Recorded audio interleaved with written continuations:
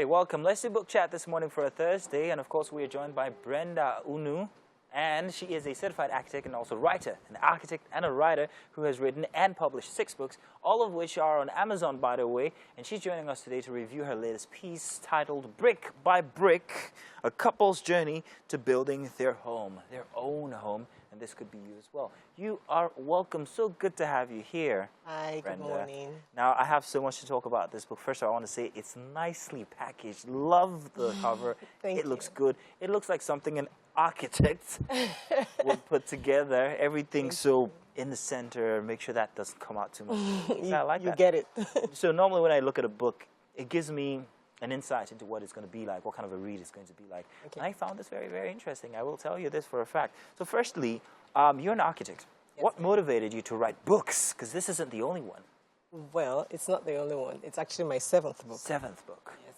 And I've been writing fiction since I was a child, really. But it was just for fun. And when I grew, some 2-3 years ago, I just stumbled on a writing group, and they honed my skills and they made me write. So I started to write fiction. But on the side, I've always been, I've always liked to teach. So I was running some programs on Facebook where I would teach people. There were 2 of them. One was called Waiting Architects They Do Safe. So it was basically just an enlightenment program to tell people, what an architect can do for you. Yeah. And the second one was Ask Your Architect. So people would send in questions and I would simplify it for them. And so my coach came to me and said, I don't know what you're doing writing fiction, but this is your calling. And I'm like, hello, architecture is so technical. How am I going to write a book on that? So rigid. I'm not a professor or anything. I'm sorry, I can't do that. And it's like, the same way you're writing these pieces on Facebook, you could just literally put them together and it becomes a book. And I said, is that what I want to do? Then I said, no, I write stories, I write fiction. Why don't I teach what I want to teach through a nice fictional piece, and it works well. Your book is based around a couple, Larry and Lara, and they're building a house together and all of that.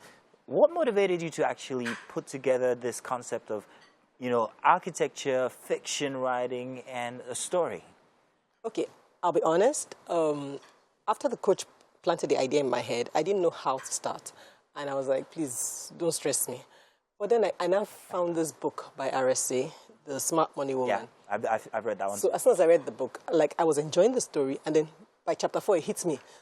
This is what you need. Exactly. I'm like, here I am learning finance through a story.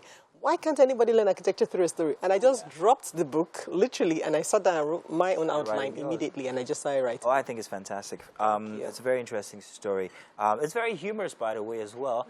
I don't know, where do you get the humor from? Don't I look funny?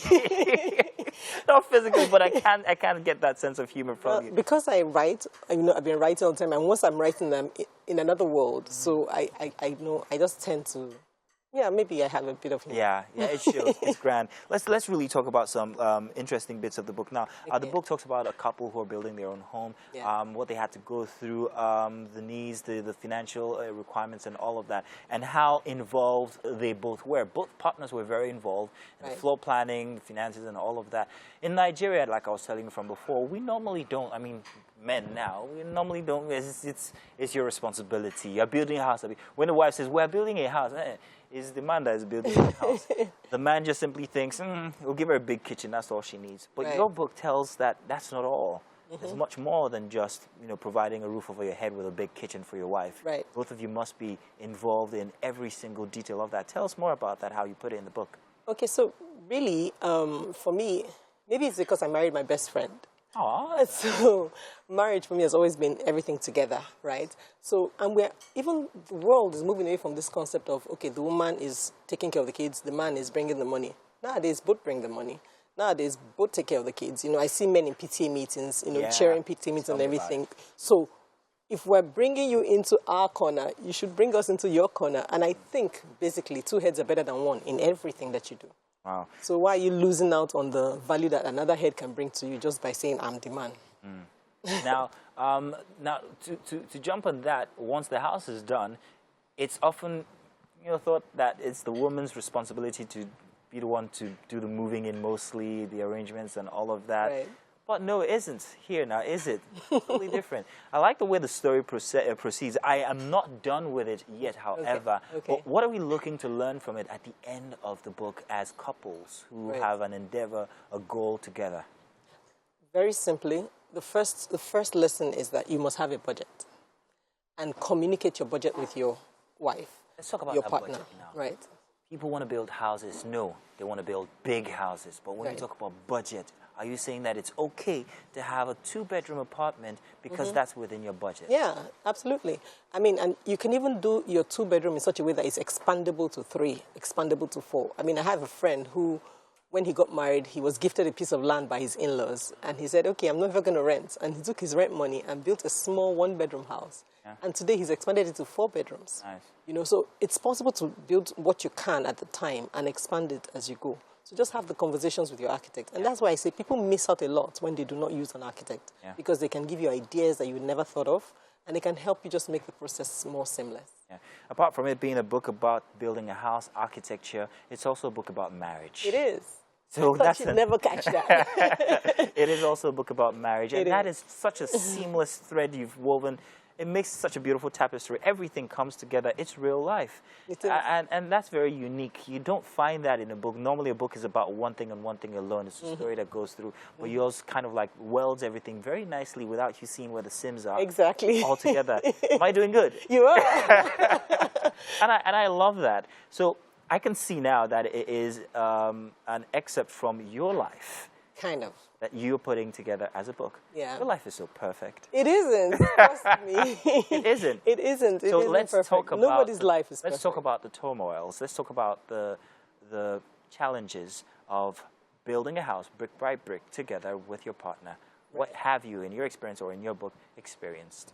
Okay, so I'd say that the first major thing is direction.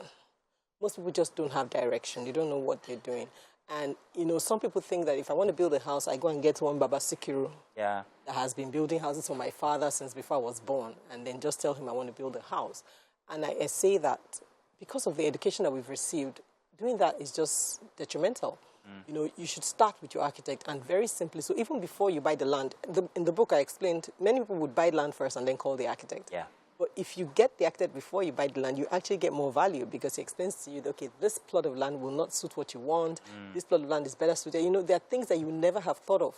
As simple as things like if you buy a plot of land in a place where you would require pile foundation, it just jumps your cost up by just so much. So all those little things the architect can bring to you in the beginning. Also, the architect will put together a team for you when you when you need engineers, you need quantity surveyors. You don't even know where to find those people.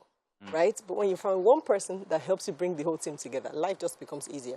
Yeah. You know, when it's time to get your government approval, you're like, that one again, where do I start from? Architect is there to guide you through. Yeah. Even when you want financing, you know, I talked about financing in the book, you know, how to finance your house, because some people don't have all the money. Some people just have a bit and they want to build, they want to start, and which is one of the advantages of building. If you're building, you can build as you have. You don't have to have it all at once and go. You can build what you have and continue later. I'll tell you what, along with the art of writing and being an architect, you've also been gifted with the gift of the gab, I must say. Thank you. But I want to say this is a very interesting book, and you should read it. Brick by Brick, a couple's journey to building their own home, and this is the most important part, the lessons learned. Absolutely. Grab a copy, you want to read it, tell us what you think, use the hashtag #WakeUpNigerian. Thank you very much, Brenda. This was fantastic, and I want to see and read your next book as well. Absolutely. I'm writing a sequel to that book. Fantastic. We can't wait to have it on the show. Thank you very much. Do stay tuned. We've got more coming away inside Wake Up Nigeria.